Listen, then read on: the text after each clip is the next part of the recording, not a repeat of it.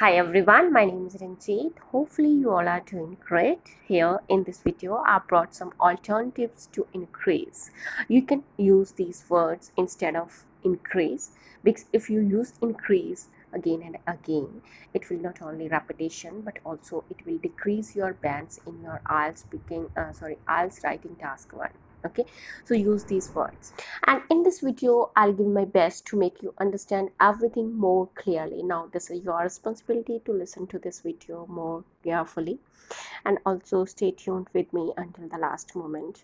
Now without wasting so much time, let's get going. And here are some of the words in the replacement of word increase: rise, climb, go up, increase, grow, soar, rocket, surge, escalated, escalate, swell, multiply, boom, bounce, jump, double, leap, ascent.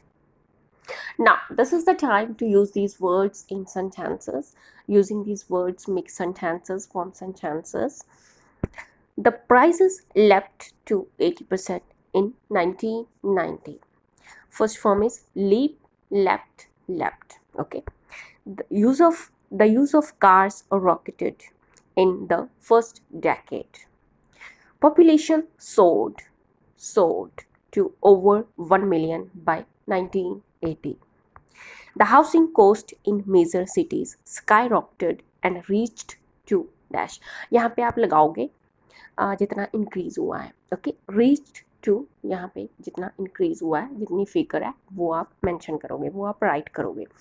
Number of females working in this company double वो हो गई, from 5,000 to 10,000. Oil consumption ascended to 90% from 40% within 2 years. Within 1 decade, both sales and profits multiplied. The prices multiplied, it means दोगुना, okay, हो गई, increase हो गई. Okay, sales भी और प्रॉफिट्स भी. The prices quickly bounced.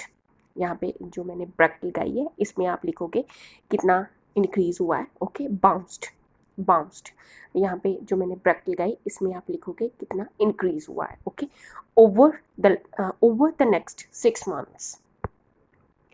As interest of people in watching movies boomed, interest लोगों का in watching movies boomed, it means increase हुआ. So now the figure of people was above 47,000. Spike. Here's another word to be used instead of increase. Okay, increase. Friends, here first example इसको मैं use कर रही हूँ as a noun. Okay, as a noun. There was a spike in death rates. Increase था. Okay, increase था death rates में. There was a spike in death rates because of depression between 2015 and 2019. Coffee sales spiked. यहाँ पे I'm using it as a verb. Okay, as a verb. Spiked. Coffee sales spiked in 2009. The petrol price have spiked.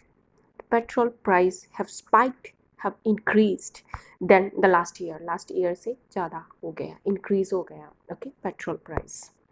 Friends, here I'm going to tell you something important that is not regarding this topic. It means not regarding IELTS writing task 1. This is regarding pronunciation of words, of different words. Okay, जैसे हम increase को pronounce करते हैं increase. Always most of the students I also used to pronounce it जब as a noun भी होता है और एज अ वर्ब भी होता है, हम इंक्रीज बोलते हैं. बट इसकी प्रोनाउंसिएशन जब हम इसे यूज़ करते हैं एज अ नाउन तो इसको प्रोनाउंस करते हैं, we are to pronounce it increase, और एज अ वर्ब इंक्रीज में आपका जो स्ट्रेस है वो फर्स्ट पार्ट पे होगा.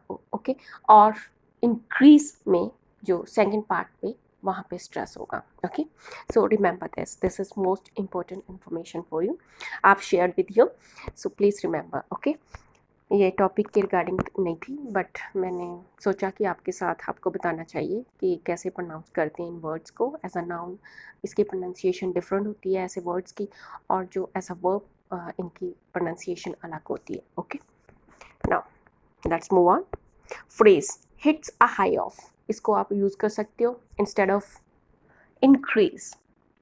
Students' enrollment in XY yet university hits a high of, or you can say reaches a peak of.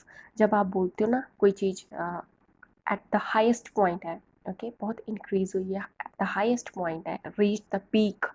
Peak it means कि peaked at, आप ये भी लिख सकते हो आप peaked at, इसकी जगह पे ये भी आप लिख सकते हो hits a high of. Okay, reach a peak of over, it means कि XYZ यूनिवर्सिटी में जो स्टूडेंट्स की एडमिशन हुई है वो hits a high of, it means कि बहुत ज़्यादा this is at the highest point. Okay, reach a peak of over 20,000, over 20,000, यहाँ पे आप फिगर लगा दोगे आगे, रीच अ पीक ऑफ, या फिर आप लिखोगे hits a high of. Okay, hits a high of, या फिर आप लिखोगे peaked at, peaked at. Okay, peaked at, reach a peak of over 20,000, जितनी फिगर है यहाँ पे आप लगा दोगे ऑफ के आगे। ओके, ऑफ के आगे ओवर 20,000 इन 2004। ये भी आप यूज़ कर सकते हो टस्ट, इसकी जगह पे touched. Okay, touched the highest point, touched the highest point, जैसे प्रीवियसली मैंने बताया कि आप यहाँ पे जो स्टूडेंट्स की एडमिशन्स हैं वो इन XYZ यूनिवर्सिटी में इंक्रीज़ हुई है, बहुत एट द हाईएस्ट पॉइंट पे है। तो यहाँ पे मैंने लिखा है हिट्स अ हाई ऑफ, और रीच, और you can say, you can write reach a peak of over 20,000 in 2004, या फिर आप लिख सकते हो टस्ट।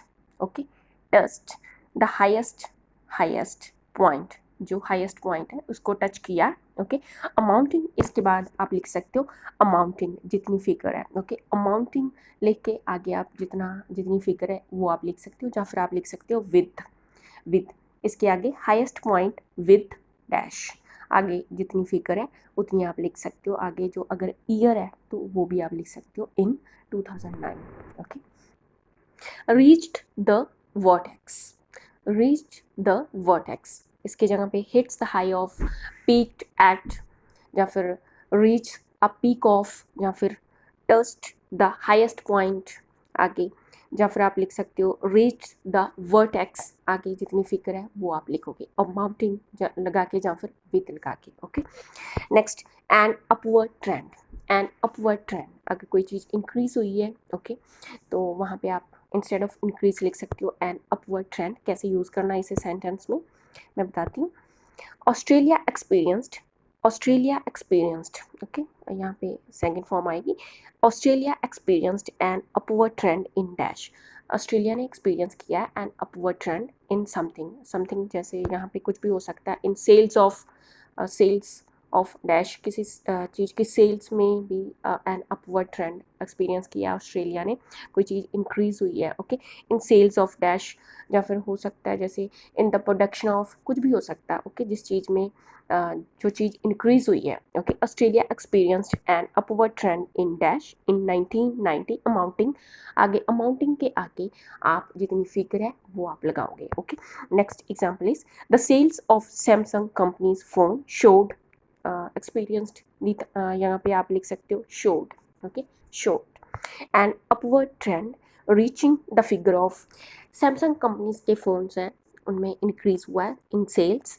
ओके, और they showed, okay, the sales of Samsung companies phones showed, या फिर आप लिख सकते हो एक्सपीरियंस्ड, रजिस्टर्ड भी आप लिख सकते हो registered. Okay, and upward trend reaching, कहाँ पे इसकी फिगर कहाँ पे पहुँच रही है, reaching the figure of 75,000 in 2005। Next, an upward trend. Next example, in 2015, a rising trend. Instead of saying upward trend, you can write a rising trend was registered. Okay, a rising trend register किया गया. Okay, in the housing price in 2015. The figure is 3 times. The figure is 3 times, it means यहाँ पे मैंने bracket लगाई है, इसमें आप जितनी फिगर है इंक्रीज हुआ है वहाँ पे लिखोगे, ब्रैकेट में लिखोगे figure is 3 times, 3 times it means के 3 फोल्ड, ओके, मोर देन 3 गुना, ओके, 3 गुना ज़्यादा more than the previous years, previous years से 3 गुना ज़्यादा, okay, the figure is 3 times more than the previous years. So friends, यहाँ पे मैंने आपको कुछ वर्ड्स और सिनोनिम्स और फ्रेजेस के बारे में बताया जो आप इंक्रीज की जगह पे बोल सकते हो, सॉरी लिख सकते हो, ओके। होप कि आपको ये वीडियो पसंद आई होगी, ओके। अगर आपको ये वीडियो पसंद आई है, आपने कुछ सीखा है, तो please hit the like button, okay, and also share with other IELTS students. Now I'll meet you in another video. Till then, take care, keep watching my videos. Thanks for watching and happy learning.